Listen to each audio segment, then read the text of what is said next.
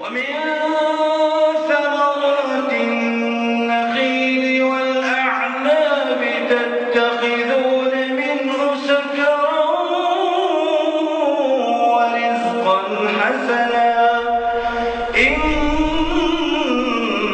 في ذلك لآية لقوم يعقلون.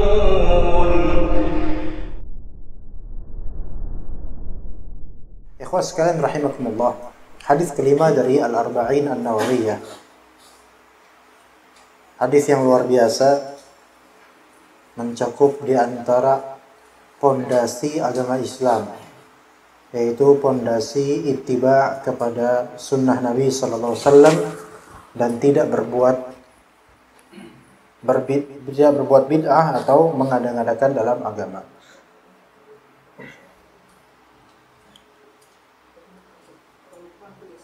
Gimana? Apa? Ini aja. Khalas, tes. Al-hadithul khamis an ummil mu'minin ummi Abdullah Aisyah radhiyallahu anha.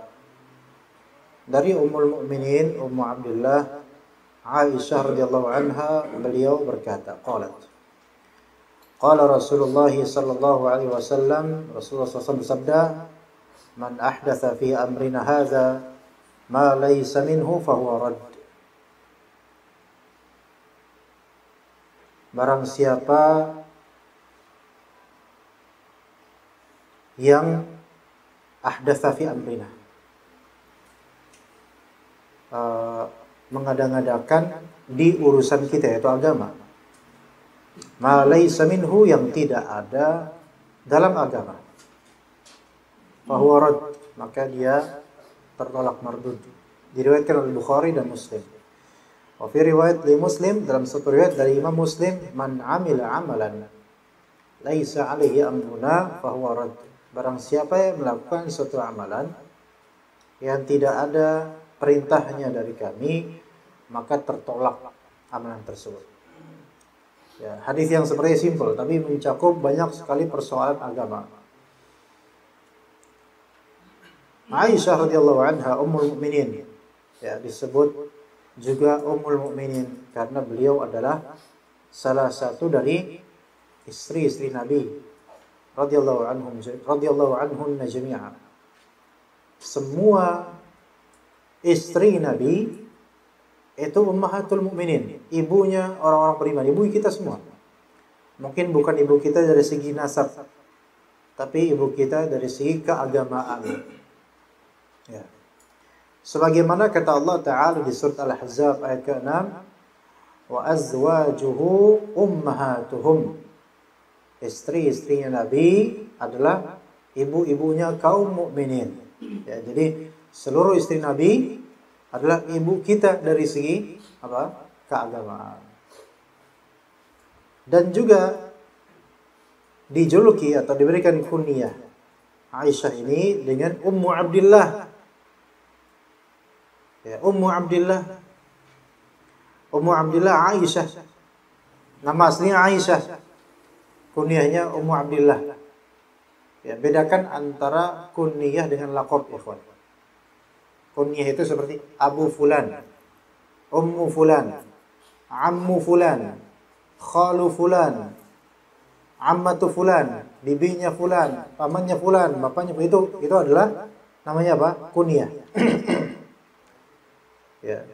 Dan kunyah itu enggak melazimkan betul dia punya anak namanya Fulan, enggak mesti. Ada juga namanya laqab. Ya. Ada juga namanya laqab. Laqab itu julukan. Kalau laqab itu bukan ummu abu, bukan, tapi julukan. Misalnya seseorang dijuluki apa, misalnya Fulan dijuluki apa? Siapa di sini punya julukan, ikhwan? Julukan. Coba contoh. Tapi julukan yang baik aja, jangan yang jelek ya. Biasanya jelek biasa kalau Indonesia. Keingetnya yang jelek-jelek mulu soalnya anak. Ya. Misalnya Fulan karena pendek dia dijuluki Boncel misalnya. Itu si Boncel tuh. Ya. Itu namanya julukan. laqab, bukan kunyah. Ya, kalau kunyah itu Ummu Fulan, Abu Fulan, ya. Pertanyaannya, apakah Ummu Abdillah ini karena Aisyah punya anak namanya Abdullah atau gimana? Maka sebagian ulama mengatakan bahwasanya Aisyah akan punya anak, tetapi qadarullah keguguran. Nah, sebagian lainnya ada yang mengatakan Aisyah tidak pernah punya anak, tidak pernah pula hamil dan tidak pula hidup anaknya, enggak. Tetapi kenapa kok kalau begitu ya? Kenapa kok diberikan kunyah Ummu Abdillah? Ya, kenapa diberikan kunyah Ummu Abdillah? Pertama, karena kunyah itu enggak harus pakai nama anak. Maksudnya enggak harus pakai nama atau tidak harus punya anak yang bernamakan dengannya. Iya. Jadi sebagian sahabat itu ketika masih kecil, bapaknya sahabat ini sudah memberikan kunyah Ummu Khalid, Abu Khalid misalnya. Misalnya di antara antum ada yang bujang, mungkin berharap kelak nanti kalau udah beristri, punya anak, namanya Khalid misalnya. Maka antum kemudian mengkunyahkan diri antum Abu Khalid.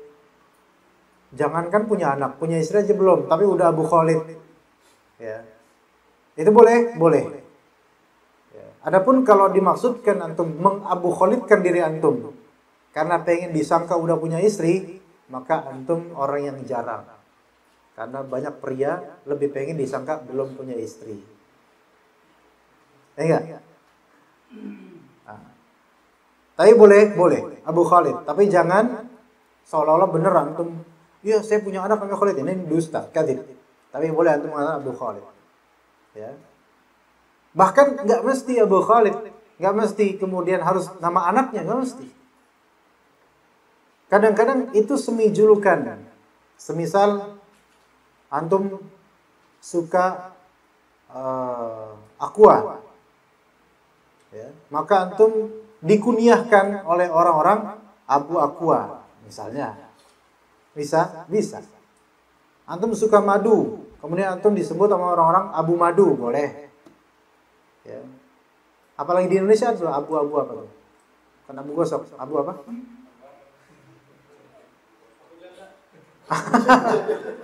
Abu janda. Kenapa Anda ikutan ngomong ya? Abu jangan. Ya, seperti itu namanya kunyah.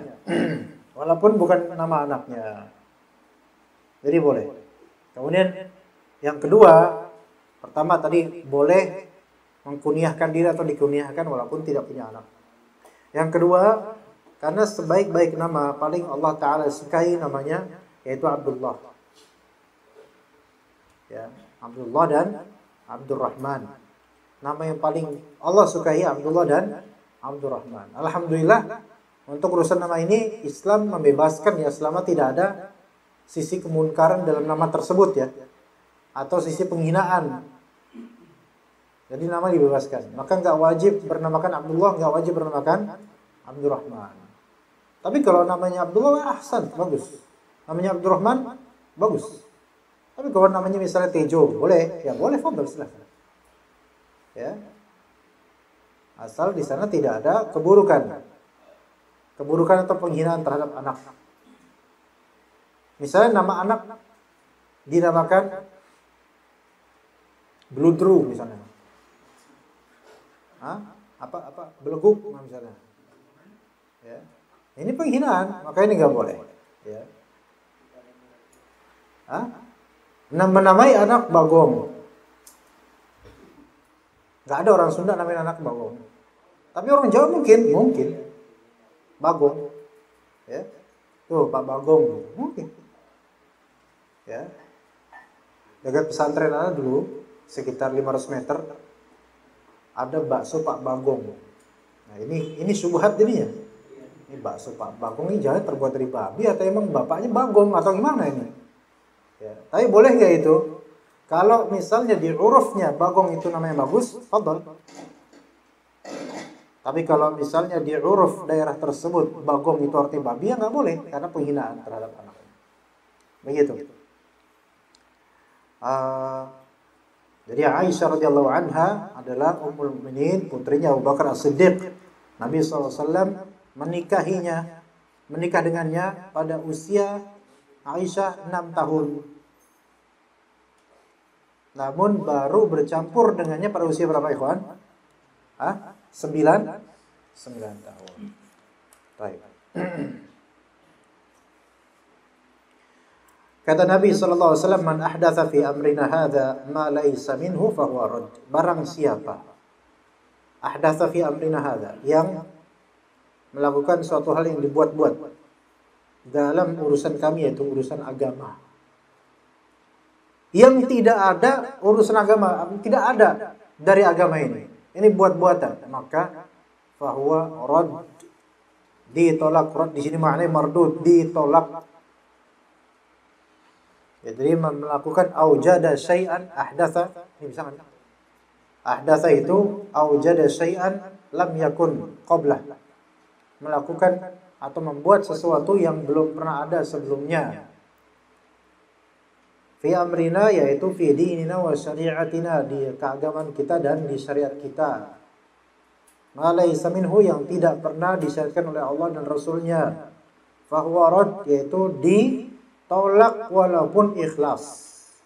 Ditolak amalan tersebut walaupun ikhlas. Jadi ikhlas saja belum cukup, tapi caranya harus benar. Jadi kata mereka, kata ulama, ikhlas saja belum cukup, harus memperhatikan caranya. Iya, Robin Hood itu mungkin ikhlas, ya kan? Tapi caranya benar nggak? Enggak. Merampok untuk orang miskin, tetap caranya nggak benar walaupun tulus. Ya. Seorang orang tua melakukan kekerasan pada anaknya, niatannya ikhlas supaya anaknya benar, tapi kekerasan dilakukan. Namun caranya sampai memukul, mencaci maki sampai anaknya trauma. Maka ini mungkin niatannya tulus, caranya tidak benar. Maka dalam Islam, urusan ibadah itu cukup perfeksionis dari dua sisi. Pertama, dari sisi niatan. Dua, dari sisi tata cara. Ya, dari sisi niatan, dan dua dari sisi tata cara. Dan kedua itu disimpulkan dalam gerbang Islam, yaitu kalimat syahadat. Dari segi niatan, asyhadu an la ilaha illallah. Dari segi tata cara, wa asyhadu anna Muhammadar Rasulullah. Niatan itu harus ditujukan hanya kepada Allah Ta'ala. Adapun tata cara harus disesuaikan dengan bagaimana petuah Nabi sallallahu alaihi wasallam atau contoh dari Nabi sallallahu alaihi wasallam. Dalam riwayat Muslim kata Nabi sallallahu alaihi wasallam, "Man 'amila 'amalan laisa 'alaihi amruna fahuwa radd." Barang siapa yang melakukan suatu amalan yang tidak ada perintahnya dari kami, maka amalan tersebut tertolak.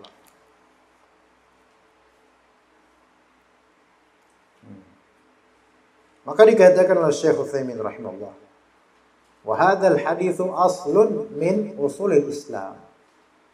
Hadis ini yang kita bahas ini adalah salah satu asal, salah satu pondasi dari pondasi-pondasi Islam. Dalam surat Al-An'am ayat 153 Allah Ta'ala berfirman, wa anna hadza sirati mustaqiman fattabi'uh. Dan sesungguhnya ini adalah jalanku yang lurus, maka ikutilah jalan ini. Siratal mustaqim. Ya. Ikutilah jalan yang lurus ini. Wala tattabi'us subul. Janganlah kalian mengikuti jalan-jalan lainnya. Fatafarraqa bikum 'an sabilih. Maka kalian akan bercerai-berai dari jalan Allah Ta'ala. Al-An'am 153. Wa anna hadza sirati, jalannya Nabi.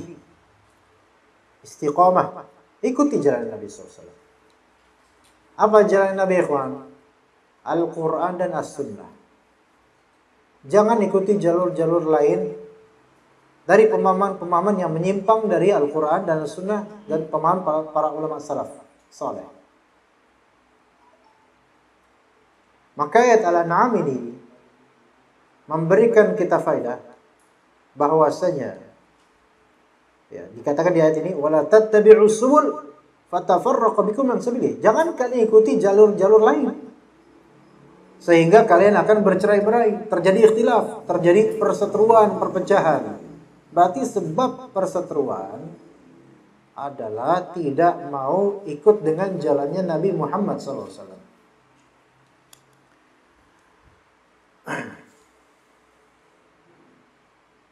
Bagaimana caranya kita supaya mendapatkan hidayah istiqamah? Ya, hidayah istiqamah. Istiqamah itu perlu hidayah, kan? Ini permasalahan. Gimana caranya supaya kita dapat petunjuk dari Allah supaya terus istiqamah? Karena istiqamah itu pertama berat. Kedua, pada asalnya kita tidak mampu. Ya. Dan ketiga, ya rintangannya begitu banyak di dunia soalnya.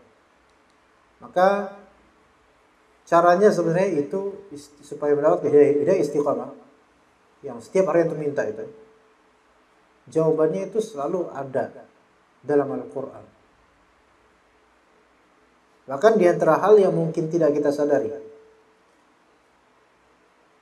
ketika kita meminta dengan lafal ihdinas siratal mustaqim, ya Allah, berikanlah kepada kami ihdi, petunjuk untuk jalan yang lurus. Itu tiap hari kita minta, tiap salat, tiap rakaat. Kadang kita mendengarnya, kadang kita yang melafalkannya. Ya Allah, saya memohon pada Engkau petunjuk jalan yang lurus. Lah, nyari petunjuk ini mana terus? Banyak orang nggak menyadarinya, akhirnya ada petunjuknya di luar. Ya. Padahal jelas, di mana petunjuk? Jawaban dari Allah itu langsung, ya, langsung di halaman berikutnya. Ya. Coba apa setelah itu? Ayo, dijawab. Kita kan minta nih di Al-Fatihah nih. Ihdinas siratal mustaqim, ya Allah, berikanlah saya petunjuk menuju jalan lurus. Jawabannya di ayat atau halaman berikutnya. Fadhal, halaman berikutnya. So, jawab siapa? Ayo. Apa jawaban dari Allah Ta'ala untuk doa tersebut untuk kita nih? Ayo, jawaban. Ayo. Fadhal. Apa jawabannya, ikhwan? Kita kan nyari petunjuk nih. Dijawab sama Allah di halaman berikutnya. Apa jawabannya? Awal-awal Al-Baqarah. Langsung Allah jawab. Alif Lam Mim. Apa jawabannya? Dzalikal kitab. Al-kitab. Al-Quran jawaban. Dzalikal kitabu la raiba fihi. Nanti ada keraguan padanya. Apa jawaban? Kemudian kata Allah, hudal lil muttaqin. Ya kan? Huda. Apa huda itu? Petunjuk. Antum minta, ya Allah, ihdina, berikan kami petunjuk siratal mustaqim, jalan lurus, ya Allah, berikan kami petunjuk jalan lurus. Itu adalah kitab yang tidak keraguan padanya sebagai petunjuk buat orang bertakwa. Langsung dijawab sama Allah. Antum nggak perlu ke bait-bait panjang Al-Quran. Langsung di halaman berikutnya, di surat berikutnya, di ayat awal-awal bahkan. Berarti yang kita minta sudah dijawab, tinggal kita itu ikhtiar. Ya enggak? Usaha apa? Ya baca Al-Quran, tadabburi, amalkan isinya. Itu baru antum bakal dapat hidayah. Itu jalannya lurus. Nah, di dalam ayat Al-Quran pun ada juga di ayat-ayat berikutnya, yu'minuna bima unzila ilaika wa ma unzila min qablik bil akhirati hum yuqinun. Dan seterusnya nanti akan ada ayat wa ma ataakumur rasulu fakhudhuhu wa ma nahakum anhu fantahu. Yang Rasul datangkan kepada kalian, ambil. Yang Rasul larang, selesaikan itu darinya. Selesaikan dirimu darinya. Jadi mengimani petunjuk Al-Quran melazimkan mengikuti Nabi SAW. Jadi kalau seseorang mau dapat hidayah supaya lurus, Al-Quran dan As-Sunnah solusinya. Ya, udah dijawab sama Allah Ta'ala. Udah dijawab sama Rasulullah SAW. Maka sungguh ajaib kalau misalnya antum bertanya kepada ahlinya, namun setelah ahlinya menjawab, antum justru berpaling dan mencari kepada pihak yang bukan ahlinya sama sekali. Hah? Gitu ya? Misal, ana tanya ke ahli kopi, Syekh Agah, Abu Jenggot, apa namanya, Syekh Agah siapa namanya? Coba. Abu Bilqis misalnya. Syekh ana mau mesen kopi. Ya, kopi apa sih? Kopi yang insya Allah bikin ana nggak ngantuk pas belajar bahasa Arab, bahkan pas belajar hadis misalnya. Pahit atau kecut atau manis, blending semuanya. Ya, lagi nulis kan, atau lagi nulis pesanan kan? Kemudian beliau racik. Beliau menjawab kemudian permintaan Anda, request Anda. Diraciklah oleh beliau kopi dengan warna yang Allah takdirkan seperti itu warnanya. Kemudian Anda malah bertanya kepada Mas, antum sama? Hah? Dimas, antum ngerti dunia kopi enggak? Enggak yang jahil akannya. Antum? Mas Arif. Anda kemudian tanya ke beliau, tahu nggak kopi yang bisa bikin kegantengan Anda maksimal dan semua orang jelek di mata Anda?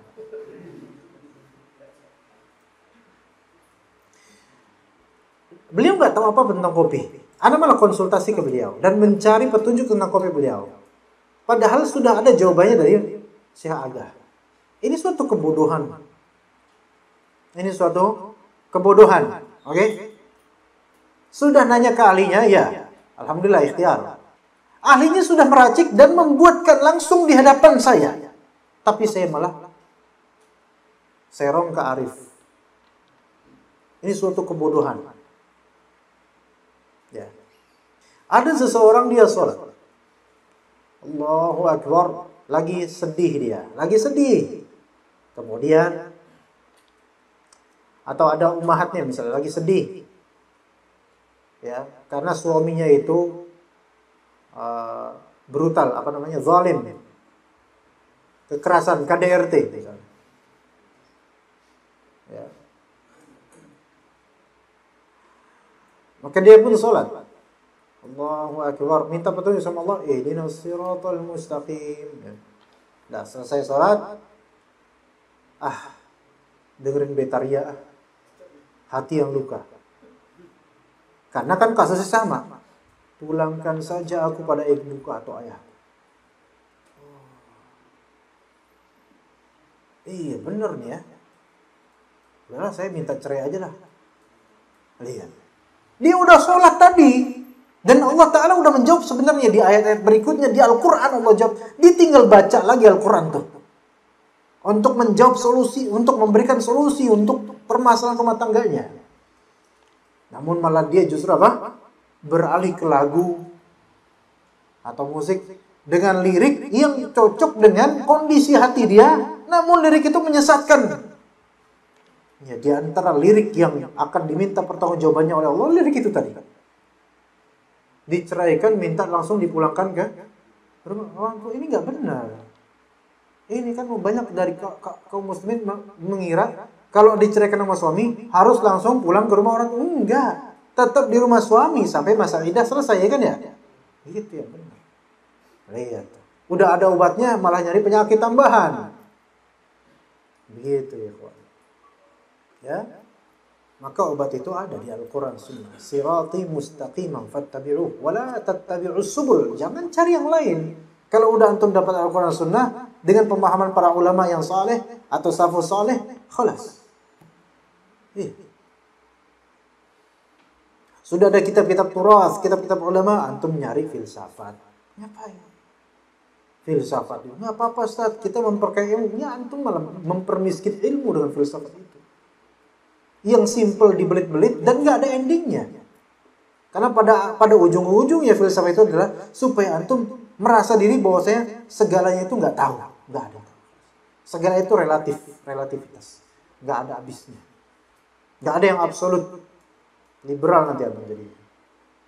Baik, kemudian kita lanjut ke masalah faedah hadis ini, ya kawan.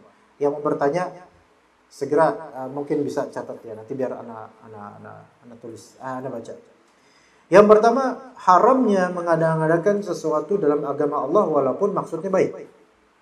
Haramnya mengada-ngadakan sesuatu dalam agama Allah walaupun maksudnya baik. Walaupun maksudnya baik, walaupun hatinya itu melembut dengan hal tersebut. Ya. Walaupun maksudnya baik ya, walaupun hatinya melembut dengan hal itu. Misal musik religius, menerbitkan album religi, tiba-tiba taubat tuh artis-artis sebelum Ramadan, ya. Bulan Sya'ban udah launching tuh kaset dan CD-nya, ya.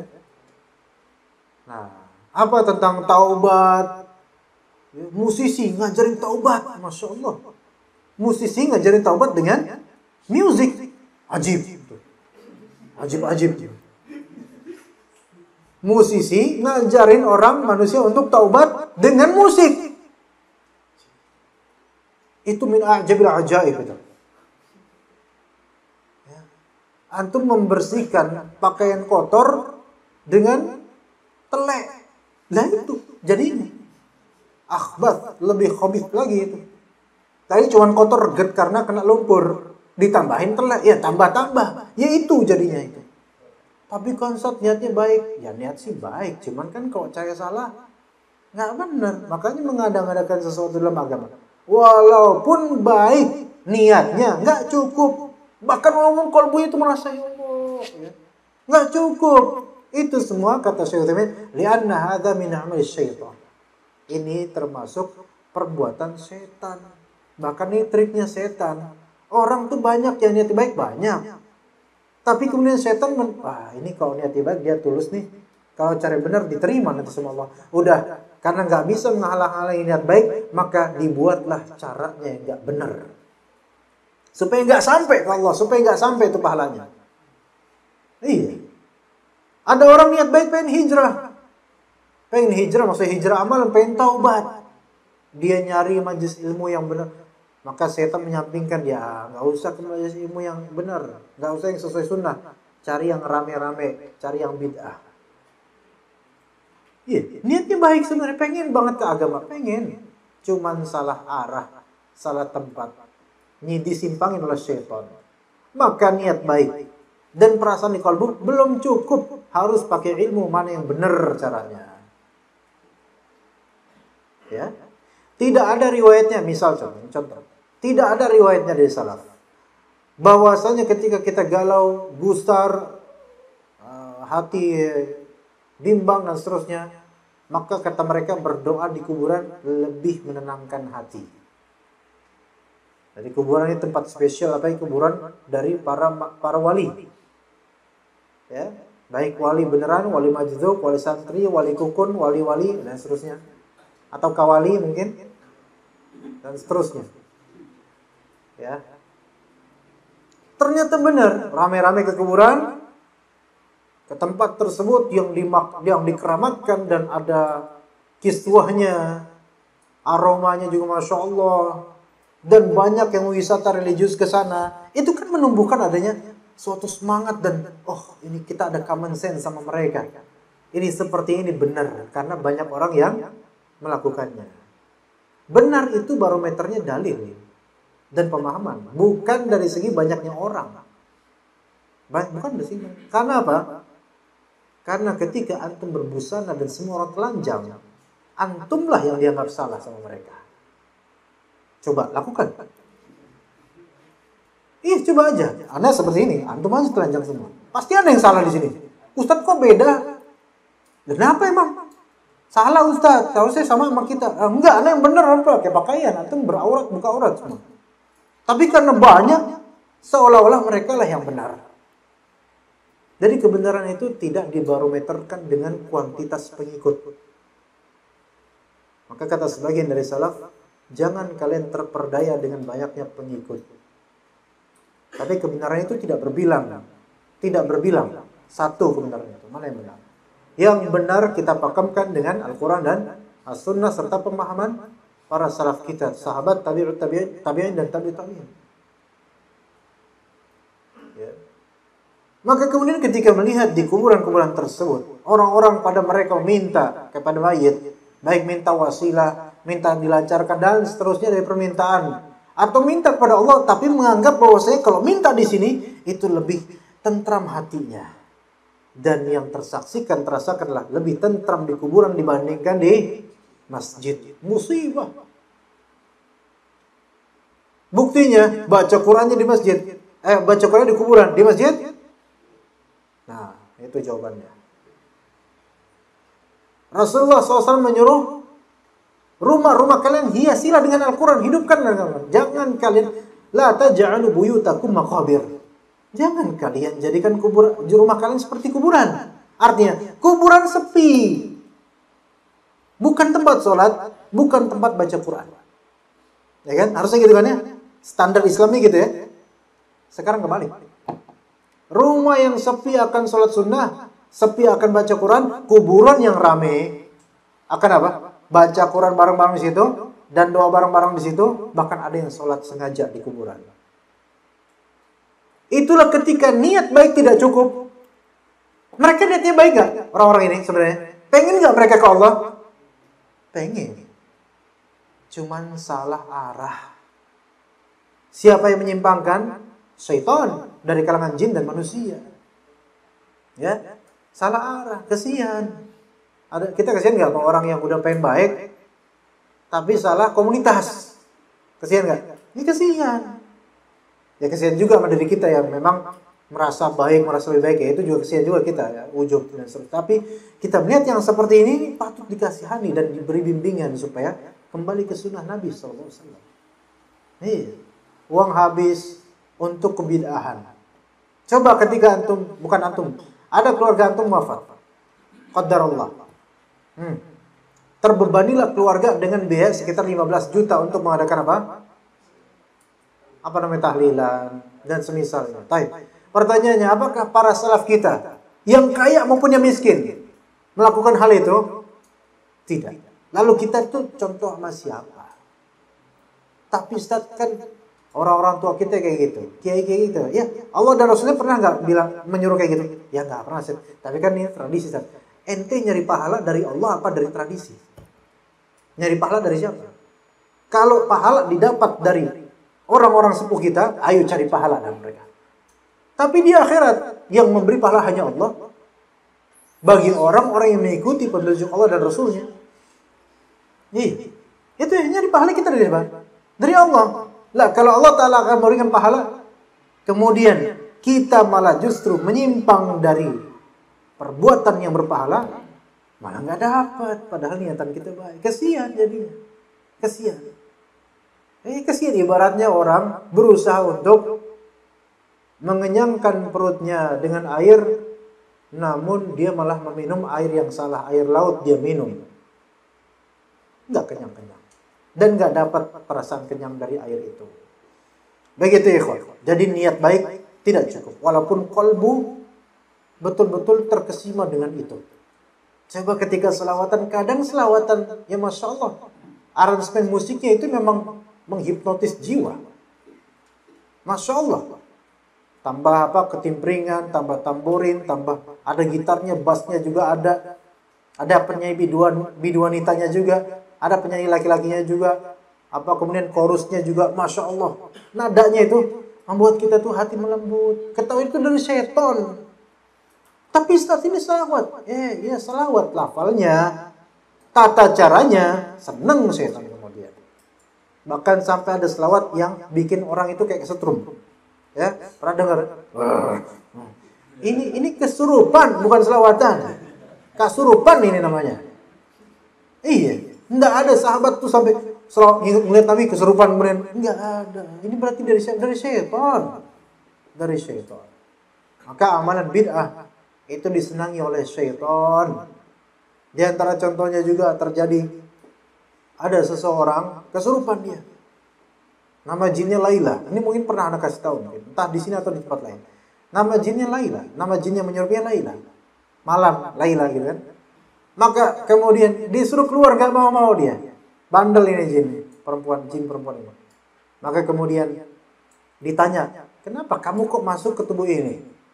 Ini salah orang ini, dia yang manggil saya. Loh, kenapa? Dia tadinya bilang apa? Dia tadinya disuruh berzikir, la ilaha illallah. Tapi makin lama harus makin cepat, makin lama makin cepat dan makin singkat. La ilaha illallah, la ilaha illallah, la ilaha illallah, la ilaha illallah, Laila beneran masuk Laila. Ini makanya saya Laila keseret gara-gara amalan ini gitu kata dia. Laila. Iya. Mau lagi kan nanti kalau misalnya jin namanya Hu. Kena lagi. Nama kamu siapa? Hu. Ya. Enggak, yang kedua ini enggak ada ceritanya, ini karangan saya. Yang pertama ada. Iya. Dan zikir kepada Allah Subhanahu wa taala selama bukan salat, maka itu tetap membuat antum sadar akan lingkungan dan bisa menyapa manusia. Kecuali kalau zikir bid'ah. Pernah ada di Gunung Merbabu, di tempat anak dakwah dulu, anak kemudian baru nikah, kemudian bulan madu dan kemudian ke Gunung Merbabu, ngajak istri anak naik motor, kemudian kita ke suatu masjid yang di situ anak dakwah dulu tahun 2005 di sana. Maka sore-sore Anda makan dengan istri di masjid tersebut. Musola desa gitu. Alhamdulillah ada bapak-bapak ramah, bahasa baik, ramah. Kita sapa, beliau kemudian masuk masjid. Nah, selesai masuk dalam musola.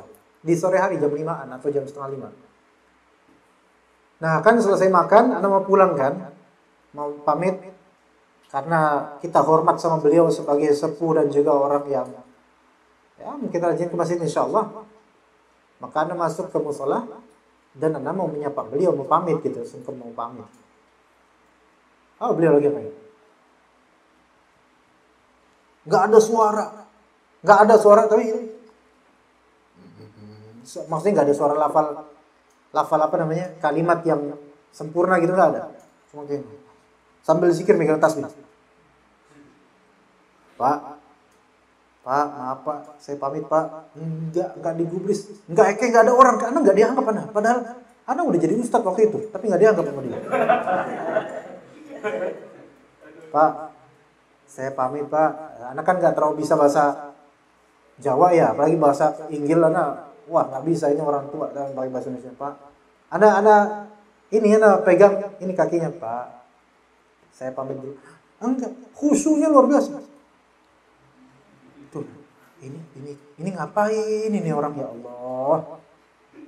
Ya, mau ana ruqyah, udah kesurupan. Ya udah Anda pamit, ya udah Anda pergi pulang, cerita misi itu. Muskilah itu masalah itu orang. Tapi bagi mereka hal itu yang disebut mabuk zikir gitu. Mabuk zikir, kesurupan itu. Sendirian di musola itu, sore-sore, enggak ada orang. Coba bayangin antum ketemu itu. Nggak tahu ini epilepsi atau apa ini, jangan-jangan. Ya, Allah alam lah. Tapi betapa seringnya kita lihat di video di YouTube kayak gitu tuh, orang habis zikir kayak gitu. Kenapa? Itu namanya ihdath fid din. Mengada-ngadakan perkara agama yang membuat syaitan suka dengan itu. Membuat syaitan suka dengan itu. Baik, apa ada pertanyaan, Pak? Ada soal? Ya. Tadi Ana agak terlambat sedikit karena Ana nganterin anak sekolahnya. Ini kok udah lecak-lecak ini kertasnya, apa emang pertanyaan kapan ini? Assalamualaikum. Waalaikumsalam. Tanggal 20. Sekarang tanggal berapa sih, Ani? 20. Saya mau tanya, boleh tidak? Enggak boleh. Ya. Pacaran di dalam agama Islam, Pak Ustadz, enggak boleh. Ada wanita yang suka saya. Cie. Ya, tapi ini tulisannya kayak tulisan wanita ini. Ada wanita ini ya, ini. Dia bilang, ada wanita yang suka saya, ada juga wanita tidak suka sama saya. Ya iya, ini yang wanita yang suka sama antum, ibu antum. Ada wanita yang tidak suka sama antum, sisanya. Oke, kita seriusin aja, kita seriusin. Ada wanita yang suka sama saya, ada juga wanita yang tidak suka sama saya. Ini masalahnya ya urusannya apa terus? Biarin aja nggak suka. Saya orang baik sama semuanya. ini siapa sih ini? Allah Ustaz. Ada orang kayak gini. Gak ada. Anda ngerasa ini bukan bujang ini. Bukan bujang.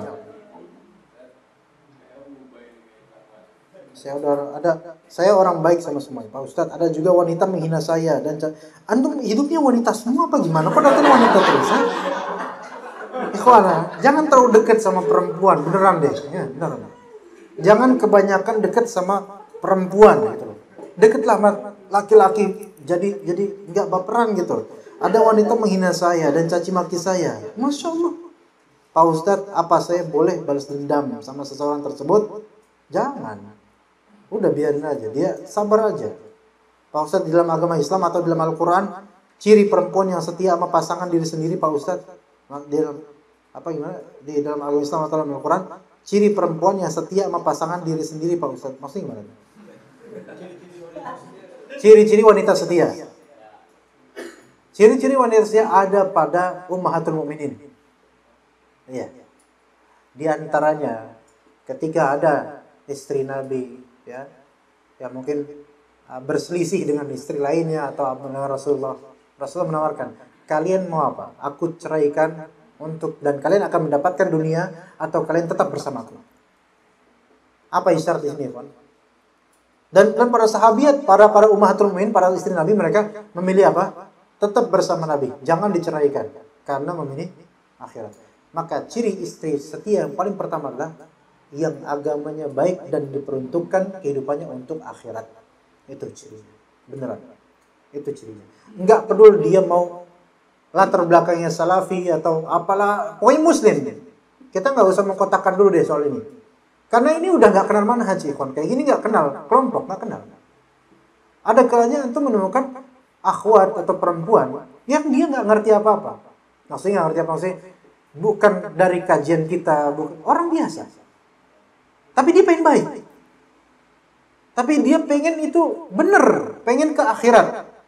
Ini modal pertama untuk jadi setia, ya, karena yang dicari dari antum akhirat antum.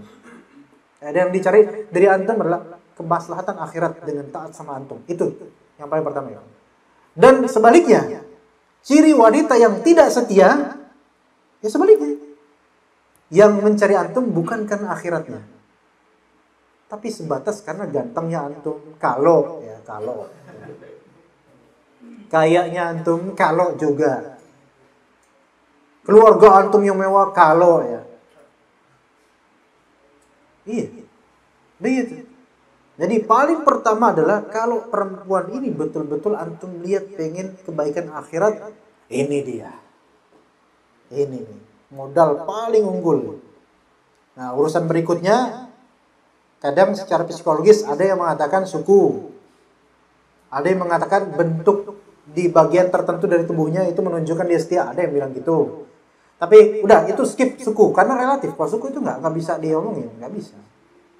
Yang terpenting itu agama sebenarnya. Agama. Oke, kata Nabi apa? Fadfar bidhatid din taribat yadak.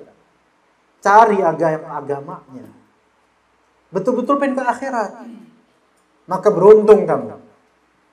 Itu yang perempuan itu dalam sunnah itu.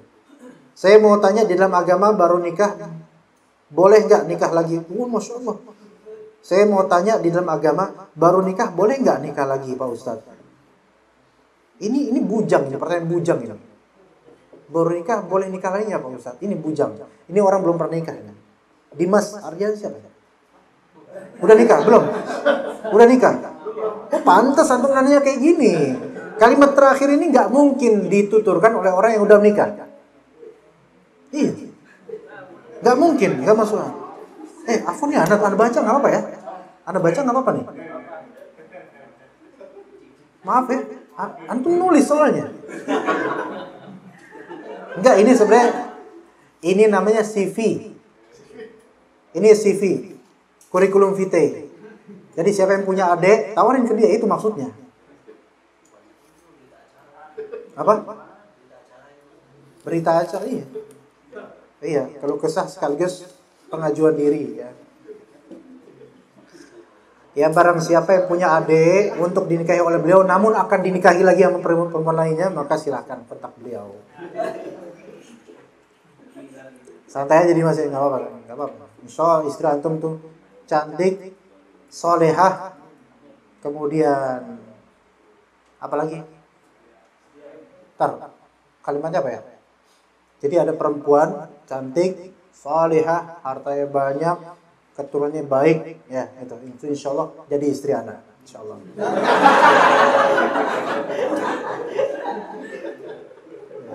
Kalau baru nikah, pengen nikah lagi,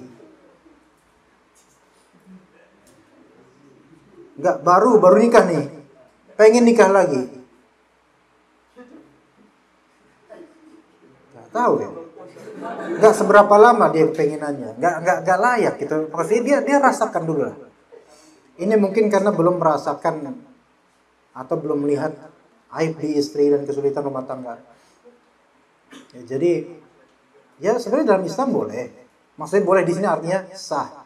Dia baru nikah, seminggu kemudian dia nikah lagi sama sah. Cuman itu dari segi fikihnya. Adapun dari segi psikologisnya ini orang ini ada apa gitu. Kecuali satu kasus.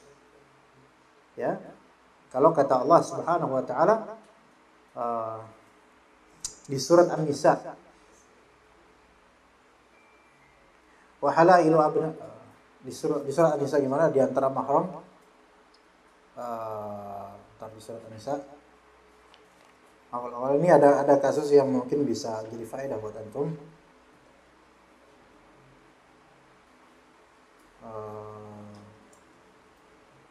Kata Allah Subhanahu wa taala, wa rubaibukum allati fi hujurikum min nisaikum allati dakhaltum bihin. Fa in lam takunu dakhaltum bihinna fala junaha 'alaikum.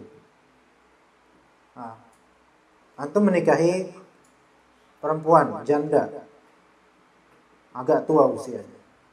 Dan janda itu punya anak gadis. Antum nikahi ibunya kemudian.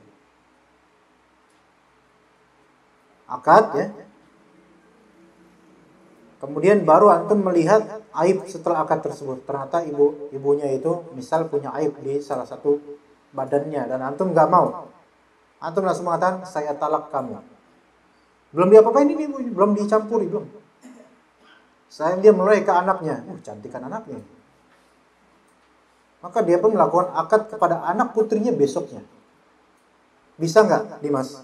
Bisa. Semangat banget. Antum jangan cari yang kayak gitu. Ya, jangan cari kasus seperti itu. Ya, itu baru bisa. Secara fikih bisa. Ya, dan tapi secara psikologi juga nggak baik ya. Ala kulli hal seperti itu. Ya boleh. Ya, Anda bilang boleh, tapi kayak gitu kasusnya. Ya. Tapi masa antum mau kayak gitu kasusnya? Antum nyari dulu janda yang 50 tahun gitu enggak? Enggak kan? Carilah yang usianya berapa usia antum? 95? 25? Ayo cepat nikah insyaallah. Ayo teman-teman yang punya saudari misalnya. Iya, yang punya saudari ya atau sepupu cantik salehah ya. Yang punya ya, kok bahaya ini kan buat ta'aruf ya, yang punya salihah saudari. Kasih tawana ya. Ustaz, bagaimana dengan saudara-saudara kita yang sering melegalkan amalan-amalan dengan membawakan pendapat-pendapat imam madhab? Semisal membaca Al-Quran di kuburan berdalil dengan ulama-ulama Hanbali, qunut subuh berdalil dengan Syafi'iyah. Pertama, yang seperti ini biasanya mencari tradisi atau ridho tradisi, kemudian mencari-cari di madhab, bukan sebaliknya. Mencari dalil dulu, ketepatan dulu, baru beramal, bukan.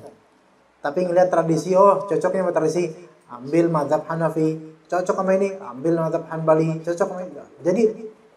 Jadi agama itu jadi main-mainan. Mana yang sesuai tradisi, mana yang disukai masyarakat, itu pendapat yang diambil. Dan dicari pendapat ulama yang sesuai dengannya. Jadi bukan dari segi apa? Bukan dari segi dalilnya, bukan. Tapi dari segi yang penting sesuai dengan selera masyarakat. Yang seperti main-main dalam agama. Main-main. Tidak pantas diambil ilmunya. Wallahu a'lam. Assalamualaikum warahmatullahi wabarakatuh. Saya mau nanya dulu. Saya pas masih kecil lihat nenek saya zikir seperti kesurupan. Sekarang nenek saya sudah wafat. Jadi gimana? Ya nggak bangkit lagi jadinya insya Allah. Nggak bangkit, tenang aja. Nggak diapa-apain antum mau nenek antum.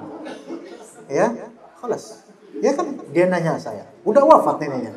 Jadi gimana? Ya jadi wafat, jadi mayit. Khalas, nggak gentayangan, nggak ada. Iya. Coba, jawaban Anda sahih atau enggak? Sahih kan? Hah? Apa jadinya? Ya enggak jadi apa-apa. Tilka ummatun qad khalat laha ma kasabat wa lakum ma kasabtum wa la tus'aluna amma kanu ya'malun. Udah berlalu kan? Antum terbebani enggak dengan itu? Enggak. Kan ini antum, bukan anak antum, bukan apa. Ya? Antum doakan saja semoga Allah maafkan. Dah selesai. Selesai. Dan nggak usah diumbar kemudian cerita ke orang, tahu nggak nenek saya keren loh dulu kalau zikir kesurupan. Nggak usah. Udah cukup, rahimahullah. Semoga Allah maafkan beliau. Udah. Sedekah atas namanya boleh. Urusan gimana akhiratnya Allah lebih tahu. Gimana kuburnya serahkan kepada Allah, bukan urusan kita. Tilka ummatun qad khalat laha ma kasabat. Umat-umat terdahulu udah urusan mereka, apa yang mereka dapatkan. Walakum ma kasabtum, kalian nanti juga akan dapat dengan apa yang kalian usahakan. Jadi sekarang fokus aja, udah kita jangan ikuti. Kalau itu buruk jangan ikuti. Wala tus'aluna amma kanu ya'malun. Kalian tidak ditanya apa yang telah mereka perbuat. Enggak ditanya kalian. Enggak ditanya. Entar Allah enggak nanya antum. Wahai Mas Dimas, kenapa nenek kamu zikir sampai kesurupan? Ya enggak tahu kan? Ya bukan tanggung jawab antum, maka khalas. Doakan saja baik-baik. Begitu, wallahu alam. Kita cukup sampai sini insyaallah teman-teman ya. Insyaallah kita lanjut pada pekan depan. Wassallallahu ala nabiyina Muhammad wa ala alihi washabbihi ajmain. Subhanakallahumma bihamdika asyhadu an la ilaha illa anta astaghfiruka wa atubu ilaik. Wassalamu alaikum warahmatullahi wabarakatuh.